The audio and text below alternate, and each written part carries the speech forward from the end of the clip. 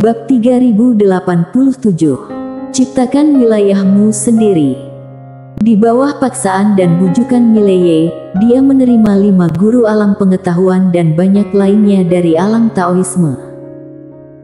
Tentu saja, dia juga tahu bahwa saat ini tidak ada satupun dari para master ini yang benar-benar ingin bergabung dengan akademi, tapi itu tidak masalah. Dia sangat yakin bahwa ketika uang tersedia, orang-orang ini akan mengubah posisi dan idenya.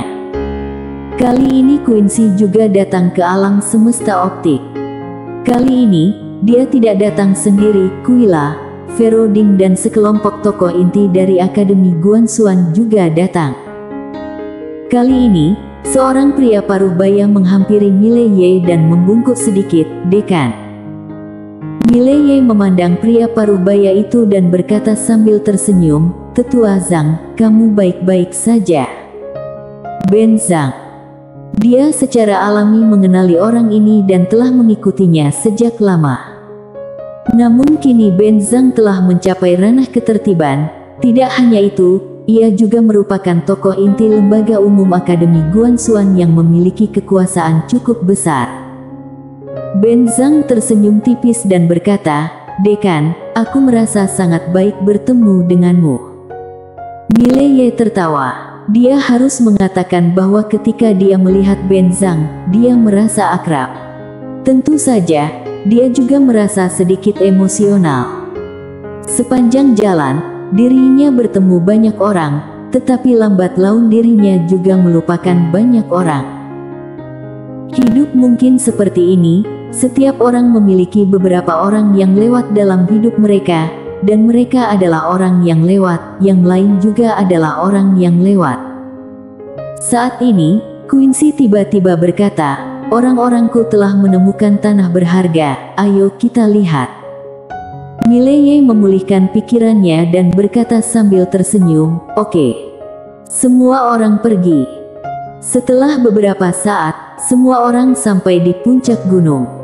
Melihat ke bawah dari puncak gunung, seluruh pegunungan terlihat sepenuhnya. Sungguh spektakuler. Quincy tersenyum dan berkata, "Pegunungan ini membentang sejauh 100.000 mil dan mencakup area yang sangat luas. Terlebih lagi, di dasar pegunungan, terdapat nadi naga. Naga ini memiliki tubuh dewasa dan panjangnya puluhan ribu mil. Ia tertanam jauh di bawah tanah pegunungan, sehingga energi spiritual di pegunungan ini sangat kaya dan sangat cocok untuk kultivasi." Mileye berkata, "Apakah nadi naga bersedia tunduk pada Akademi Guanxuan?" Quincy mengangguk, "Ya." Mileye memandang Quincy, dan Quincy berkedip, "Jangan khawatir, aku tidak memukulnya. Aku memberikannya uang." Mileye menggelengkan kepalanya dan tersenyum. Qin Guanxi tersenyum dan berkata, "Pegunungan ini disebut urat gunung misteri dan gunung di bawah kaki kita disebut gunung misteri. Gunung misteri ini adalah lembaga utama." Mileye melihat sekeliling, ada ratusan ribu master yang mulai membangun akademi. Ini semua orang dari Quincy. Mereka semua adalah para kultivator dan berbeda dengan orang biasa. Mereka semua mempunyai kekuatan yang kuat, oleh karena itu, begitu cepatnya para empu ini membangun istana. Tentu saja, yang utama adalah punya cukup uang. Seolah memikirkan sesuatu, Mileye tiba-tiba berkata, "Apakah kita perlu menarik beberapa orang ke alam semesta optik ini?" Quincy menggelengkan kepalanya, "Tidak." Mileye bingung. Quincy tersenyum dan berkata, "Ini adalah lembaga umum. Nantinya, semua talenta terbaik dari setiap cabang akan diterima di sini, jadi tidak akan ada kekurangan orang di sini." Mileye terdiam. Quincy tersenyum dan berkata, "Aku paham maksudnya. Niat awalmu ingin mendirikan akademi rakyat biasa, tapi lembaga umum tidak bisa. Lembaga umum harus transenden, hanya transenden. Hanya di tempat inilah semua cabang dapat dikekang dan tidak hanya itu, hanya melalui transendental tempat ini dapat menjadi tempat suci di hati seluruh siswa dan mereka akan bekerja keras untuk dapat masuk ke lembaga umum." Mileye mengangguk, oke. Quincy tersenyum tipis, kedepannya aku juga akan memberikan beberapa manfaat. Misalnya yang masuk lembaga umum bisa membawa keluarganya ke alam semesta. Optik, bisa mengunjungi akademi, Del. Singkatnya, harus memberikan rasa hormat kepada orang-orang kecil itu. Tentu saja, ini hanya salah satunya. Aku akan menindaklanjuti dengan Nona Kuila dan Nona Vero membuatkan lebih banyak lagi manfaat spesifik. Mileye tersenyum dan berkata, ini mengingatkanku pada Akademi Changmu. Akademi Changlan. Ketika di Qingzhou, pada saat itu, siapapun yang bisa bergabung dengan Akademi Changmu pasti memiliki leluhur yang mulia. Quincy tersenyum dan berkata, benar. Kamu harus memilih seseorang. Mileye memandang Quincy, pilih seseorang. Quincy mengangguk, akademi tersebut kini terbagi menjadi lembaga seni bela diri, lembaga literasi, pengadilan, pengadilan kegelapan, pengadilan iblis, pengadilan Tiandao dan ketua lembaga seni bela diri, adalah seorang gadis Kuila. Ketua lembaga literasi adalah Guru Sivo, Tetua Su, ketua pengadilan gelap adalah Anyo, dan ketua Tiandao, ketua lembaga, adalah seorang gadis Savera. Kami kekurangan ketua lembaga pengadilan dan ketua pengadilan iblis. Untuk menjadi ketua pengadilan, selain kekuatan diri sendiri, satu hal lagi yang harus dilakukan adalah bersikap imparsial dan tidak mementingkan diri sendiri. Karena pengadilan ini sangat krusial dan dapat mengikat ketiga pengadilan lainnya dan pengadilan inilah yang menjadi penegak hukum, pembela hukum akademi kita dan hukum adalah inti dari akademi kita. Oleh karena itu, ini sangat penting. Sederhananya ini pengadilan yang merugikan rakyat, tentu bukan itu maksudnya. Yang penting ketua lembaga pengadilan harus berani menyinggung rakyat. Pengadilan. Mileye berpikir sejenak, lalu menggelengkan kepalanya. Untuk saat ini belum ada kandidat. Quincy berkedip, bagaimana kalau mengajak adikmu yang mengenakan rok polos untuk datang? Mendengar ini, semua orang di tempat tersebut tercengang. Wajah Mileye penuh dengan garis hitam. Apakah kamu ingin akademi itu menghilang? Lydia menjadi ketua lembaga. Apa pendapat Quincy tentang ini? Memang jika Lydia menjadi ketua lembaga, tidak akan ada yang berani melanggar hukum akademi. Namun jika tidak dilakukan dengan baik, Lydia takut akan langsung menghancurkan akademi Guanxuan. Quincy tersenyum dan berkata, pokoknya, kamu datang untuk mencari orang-orang dari rumah sakit ini. Mileye mengangguk, baru-baru ini aku mengamati untuk melihat apakah ada kandidat yang cocok. Quincy mengangguk, oke. Saat itu, Kuila tiba-tiba berkata, saudaraku, ada satu hal yang perlu kamu ketahui, yaitu ketua lembaga juga bisa menumbuhkan kekuatan kepercayaan. Mileye memandang Kuila dan Kuila tersenyum dan berkata, misalnya, Tetua Su, dia adalah kepala lembaga literasi. Di antara mereka, dia memiliki prestise yang sangat tinggi dan banyak siswa menghormatinya dan percaya padanya, jadi dia juga memiliki kekuatan kepercayaan. Mileye tersenyum dan berkata, ini mungkin. Kuila mengangguk, selain itu, akademi ini sekarang sangat besar dan cukup merepotkan untuk dikelola. Apalagi, jika kamu tidak mengelolanya dengan baik, kamu mungkin akan terkena serangan balik oleh kekuatan kepercayaan.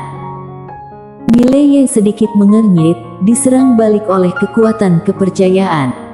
Kuila berkata, ya, kekuatan kepercayaan menyerang balik. Karena ketika mereka tidak lagi percaya padamu atau ketika keyakinan mereka berubah menjadi kebencian, kamu akan mendapat serangan balik. Ini disebut juga runtuhnya iman. Dan reaksi balik seperti ini sangat fatal. Mileye terdiam. Kuila tersenyum dan berkata, tanggung jawab. Kamu mempunyai tanggung jawab untuk melindungi alam semesta di bawah kekuasaan Akademi Guanxuan di alam fana, karena mereka percaya padamu. Tanggung jawab seringkali menjadi kendala. Mileye mengangguk, mengerti. Saat dia mengatakan itu, dia melihat ke arah Kuila dan berkata, "Nak, tanggung jawab adalah semacam batasan. Apakah aku memasang selapis belenggu di hatiku?" Kuila menggelengkan kepalanya, "Tidak." Mileye meminta nasihat, bagaimana mengatakannya. Kuila tersenyum dan berkata, "Ada ribuan kultivator pedang dan kebanyakan dari mereka memilih untuk tidak terkendali. Hati mereka tidak terkendali dan pedang mereka tidak terkendali. Jenis kultivator pedang ini seringkali sangat kuat karena mereka tidak memiliki obsesi atau menahan diri, pedang pamungkas. Namun, ini tidak berarti bahwa kultivator pedang lainnya akan lemah. Misalnya, apa yang kamu pilih? Jika kamu memilih cinta, maka cinta adalah keyakinan pedang Tao kamu, memperjuangkan cinta keluarga. Ini adalah keyakinan pedang Tao kamu. Jika kamu memperjuangkan keyakinan, tidak ada yang disebut keadaan pikiran yang terikat, karena kata cinta adalah keyakinanmu, itu adalah pedang Taomu. Pada analisa akhir, itu tetaplah niat awalmu. Yang dikejar oleh niat awalmu adalah keyakinanmu." Saat dia mengatakan itu, dia memandang Mileye dan berkata sambil tersenyum, "Seorang pria harus memiliki keyakinan, tanggung jawab dan tanggung jawab." Mileye mengangguk sedikit, "Aku mengerti." Kuila tersenyum dan berkata, "Aku tahu bahwa menjaga alam semesta yang tak terhitung jumlahnya membutuhkan banyak tekanan dan berat, tetapi ini adalah jalan yang kamu pilih. Karena ini adalah jalan yang kamu pilih, teruslah berjalan. Semua makhluk hidup percaya padamu, kamu telah memperoleh kekuatan keyakinan yang tak tertandingi, namun kamu merasa bahwa semua makhluk hidup adalah sebuah beban. Ini bukanlah pendekatan yang baik. Keyakinan banyak orang runtuh karena lupa niat awalnya. Kultivasi sama dengan menjadi manusia, kamu tidak boleh melanggar hati sendiri, yang merupakan standar dan garis bawah hidup seseorang. Jika seseorang bahkan tidak memiliki garis bawah, maka dia tidak bisa disebut manusia." Mileye tersenyum dan berkata, "Aku mengerti."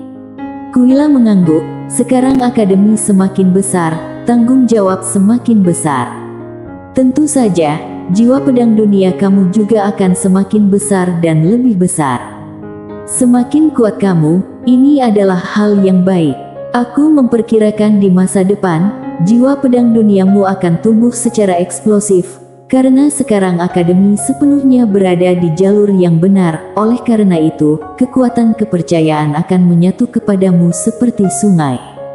Ketika pedang dunia yang berarti mencapai perubahan kualitatif, kekuatanmu akan sangat meningkat.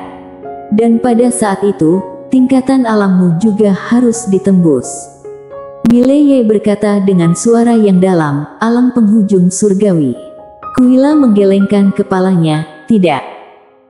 Quincy di samping tiba-tiba berkata, "Kamu berjalan dalam tatanan ketertiban eksternal. Artinya sejak kamu mencapai keadaan ketertiban, kamu tidak lagi mengikuti jalan pemilik pena kebenaran agung. Pada titik ini kamu harus menciptakan domainmu sendiri. Tingkatan alam diciptakan dengan sendirinya." Mendengar ini, Mileye tercengang. Quincy tersenyum dan berkata, "Ya, sekarang kamu tidak bisa lagi mengikuti jalur pemilik pena dan tentu saja tidak perlu mengikuti jalur pemilik pena. Oleh karena itu, jika ingin terus naik, kamu hanya dapat menciptakan tingkatan alammu sendiri dan tingkatan alam ini hanya dapat dipraktikkan oleh dirimu sendiri." Setelah Mileye terdiam beberapa saat, dia berkata, "Jadi, selanjutnya, aku akan mengambil jalan yang bahkan aku tidak yakin." Kuila mengangguk, "Ya, tentu saja, ini juga merupakan hal yang baik. Berjalan di jalanmu sendiri adalah satu-satunya jalan yang harus diambil oleh semua kultivator di masa depan. Karena jika kamu mengikuti jalan orang lain, kamu akan selalu dikendalikan oleh orang lain. Tahukah kamu mengapa penguasa kebenaran agung begitu kuat? Ada satu alasan, yaitu siapapun yang mengikuti jalannya akan memberinya aliran kekuatan kepercayaan yang mantap. Semakin kuat seseorang, semakin banyak pula kekuatan kepercayaan yang dapat diberikannya. Terlebih lagi, banyak sekali orang yang mempercayainya. Oleh karena itu, sejauh menyangkut alam semesta saat ini, dialah orang pertama yang memahami sepenuhnya konsep kepercayaan. Mileye berpikir sejenak lalu berkata, "Bolehkah aku membuat Lydia dan ayah percaya padaku?" Aquila tersenyum dan berkata, "Ya, namun, tidak perlu. Kecuali mereka benar-benar percaya pada jalanmu, sebaiknya kamu memanggil mereka untuk membantu membunuh orang. Dan kamu ingin mereka percaya pada jalanmu. Apakah kamu pikir kamu bisa meyakinkan ayahmu untuk percaya pada jalanmu?" Ekspresi Mileye membeku. Bersambung.